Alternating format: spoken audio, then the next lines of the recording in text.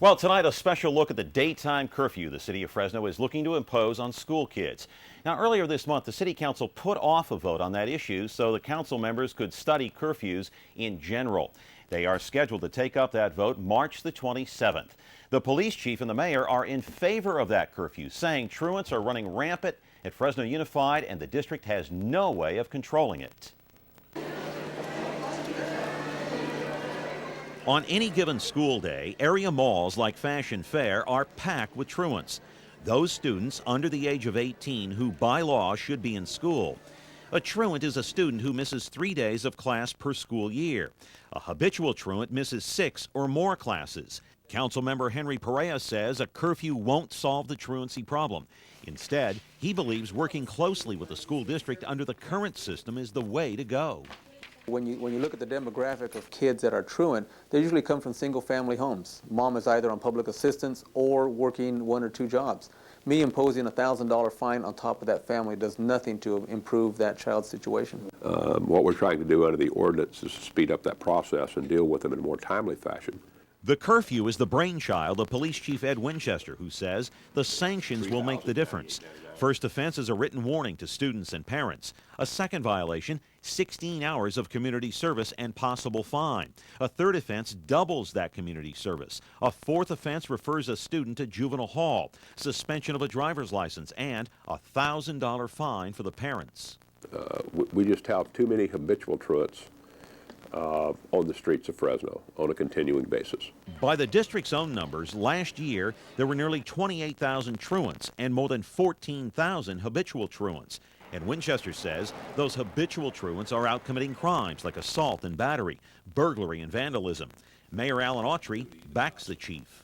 So these are all other issues, and it's a huge crime issue. As mayor, I'm responsible to the citizens of Fresno to make sure I do everything I can to, one, keep the streets safe and get the kids back in school.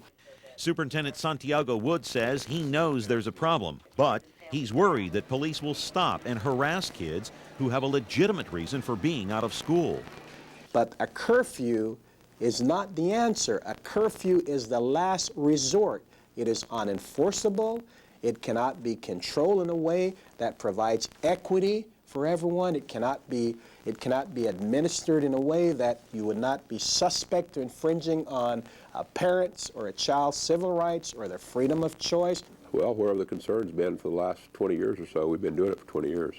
Current state law allows police officers to pick up truants and take them home, back to school, or to a safe haven like the House of Hope, where Susan Bakar runs a truancy program for kids in trouble. Born in Hong Kong, Bakar says she can't believe kids in this country don't want to go to school. Textbooks are free, meals are free, buses are free, and they still don't want to go to school. So how do you answer that? To me, no. Their rights are not being taken away. Bakar told me it's an outrage that we, the taxpayers, foot the bill for kids to go to school and that some kids flat out refuse to go to school. Now, coming up in just a few minutes, meet some kids who used to ditch school and some who actually still do. Did you ever ditch school and get away with it? Well, you know, it used to be just the embarrassment of getting caught was enough to stop you from actually doing it again and again and again. Not anymore. The truancy rate at Fresno Unified is one of the highest in the entire state of California. And now the city council is set to vote on a daytime curfew that would ban kids from the streets from 8:30 until 2 o'clock in the afternoon. Well, tonight we talked to some kids who ditch and some who used to. Meet a group of teens who were not only habitual truants, but they were troublemakers. 17-year-old Felix Ramirez attended McLean High School only 1 week out of the entire year. You're kidding. And what were you out doing? Just stealing, fighting, doing drugs, and just kicking back, not doing everything else. Had to do nothing with school. Ramirez favors a curfew, as does 16-year-old Sabrina Hernandez, who went to Fresno High only twice in 6 months. Because when kids are truant and they're out of school, they're not out doing anything good. They're out getting in trouble. Hernandez and Ramirez aren't missing school anymore. They're part of a learning program here at the House of Hope, a safe haven for troublemakers and truants. They say the tough love of Susan Bakara who runs the program, has straightened them out. If you're not at House of Hope by 8 o'clock, they call you by 8:15. Or they'll send the truant officer to your house. Fresno High, they'll send you a paper or call your house the next day or send you a paper a month later. When a child has a supportive family, then they will most probably do well in school. But if they don't have a supportive family, the next step will be at school. They spend most time in the school, and if the school doesn't have the support system, then where do they go? Where do they go? How about the mall, where we found two teens, one who says she's a homeschooler, the other is a dropout. I don't think it's fair. Why? Because people who are on home study should be able to go out. If you're not ditching, what's the problem in it? We're not doing any harm. We're not ditching school. I think it's pretty unfair to the kids who got to go out and do things, because I work for a promotion agency and I got to be out promoting and handing out flyers, and when you get harassed by the cops, it becomes a problem. We asked the students at Sunnyside High School how they feel about the curfew. I don't think it should be enforced, because I know kids want to be kids and they want to go outside and they want to go have fun with their friends and stuff. Because everybody wants to do their own thing, because they like to play basketball or, go out and have fun at the arcade and stuff. The curfew is just pushing us to go out and do it, because kids are kids and they will go out and do what they want. For the people that don't got first periods, they come to school like 9:30 or 10, and then the police pull them over for something. They're not even ditching or nothing. So I'm out about 11 o'clock, 11:30, and then I'll be out doing stuff. And then I don't really want to be pulled over by cops and asking what am I doing. Well, tomorrow night, a look at two programs Fresno Unified is currently using to try to combat the truancy problem. Well, tonight, a special look at the daytime curfew backed by the Fresno police chief and the mayor. They claim the programs currently on the books are simply not working. Fresno Unified is using two programs to try and combat truancy. One of those programs is called KISS, Keep Kids in School. The focus is on the elementary and middle schools, and under the program, habitual truants end up in court, with the parents and students held accountable. Judge Gary Hoff allowed us inside his courtroom if we agree to protect the identity of the truants. Rule is required. Jennifer, what do you have to say for yourself? Judge Gary Hoff is presiding over juvenile cases. This young girl admits she doesn't like going to school. Based upon the poor attendance and unsatisfactory behavior at school, the court is ordering the minor to complete 2 days of community service work program. If you don't have significant improvement in your attendance by the time of your next review hearing, the sanctions are going to be jacked up. Do you understand that? And this girl skipped class 4 consecutive months. Her punishment? The court is ordering you to perform 40 hours of community service. However, at this time, I'm going to stay that, which means you will not have to do those hours at this time. I will only force you to do those hours if you fail to follow certain terms and conditions of probation that I'm going to set forth in a few moments. In Judge Hoff's courtroom, both the truants and their parents are held accountable. In the most severe cases, parents can get up to a year in jail and a $2,500 fine.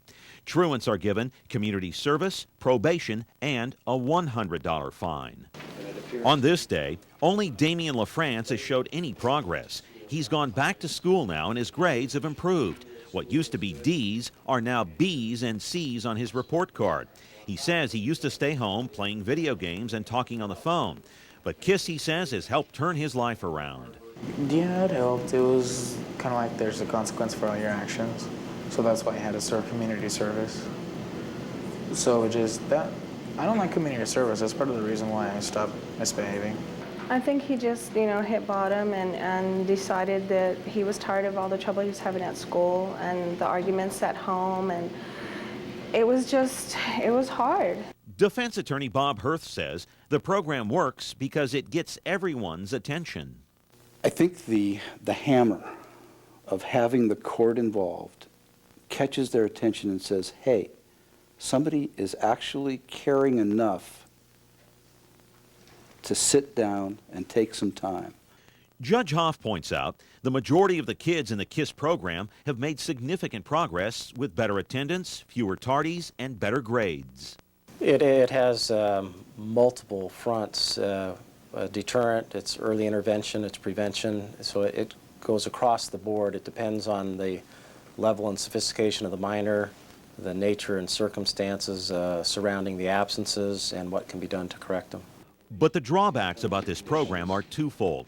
Truants end up in this courtroom only if they've missed school for several weeks, if not months at a time, and after school officials have tried in vain to notify their parents or to enroll them in after-school programs and to try to monitor their progress. Second, KISS is a pilot program that affects a limited amount of students. It reaches out to a mere 11 elementary schools out of 60 in the district and 5 middle schools out of a total of 18. And that has been the criticism of that program, that it's not widespread enough. Coming up in just a few minutes here, we are going to examine the flaws of the other program in place to try and combat truancy.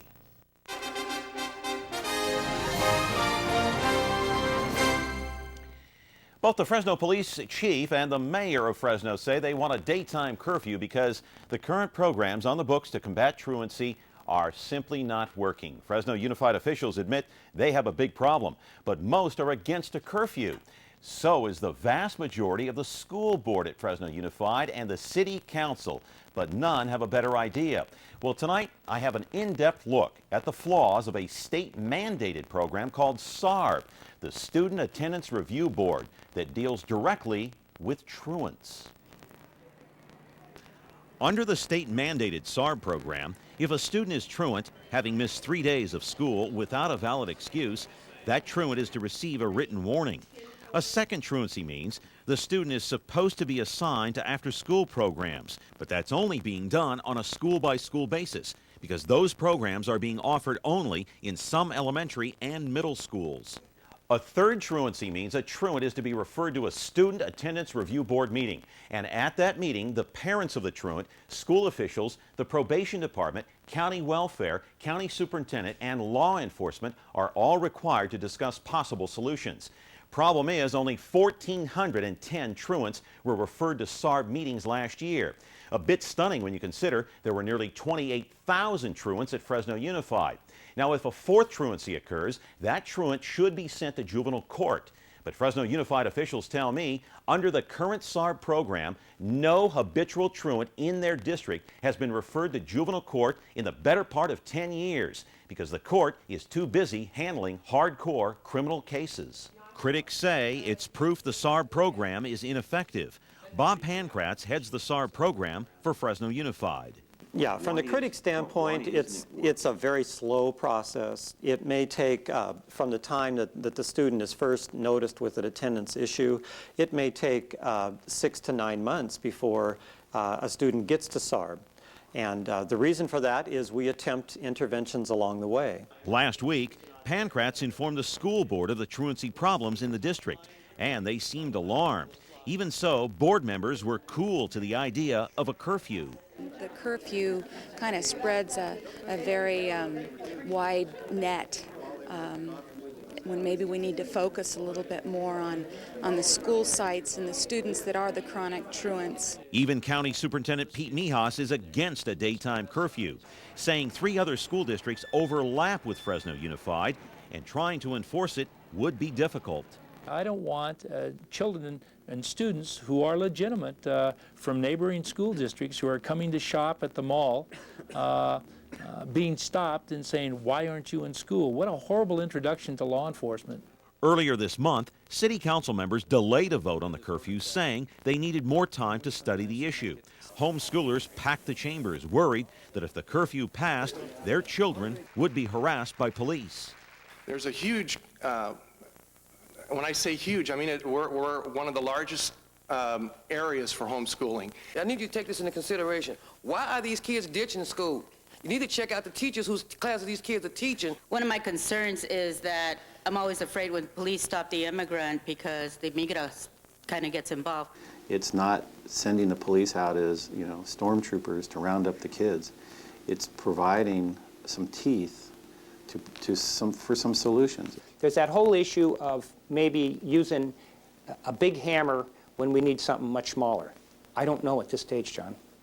By the way, all the city council members were invited to last week's school board meeting, and the only one who showed was Jerry Duncan. No one from the mayor's office was there. If a council vote were taken tonight, right now, only Duncan and South Quintero would vote yes on a curfew. All the rest, Perea, Calhoun, Boyagin, Ronquillo, and Castillo, would vote no. The measure would lose 5-2, but ladies and gentlemen, the real vote will take place on March the 27th.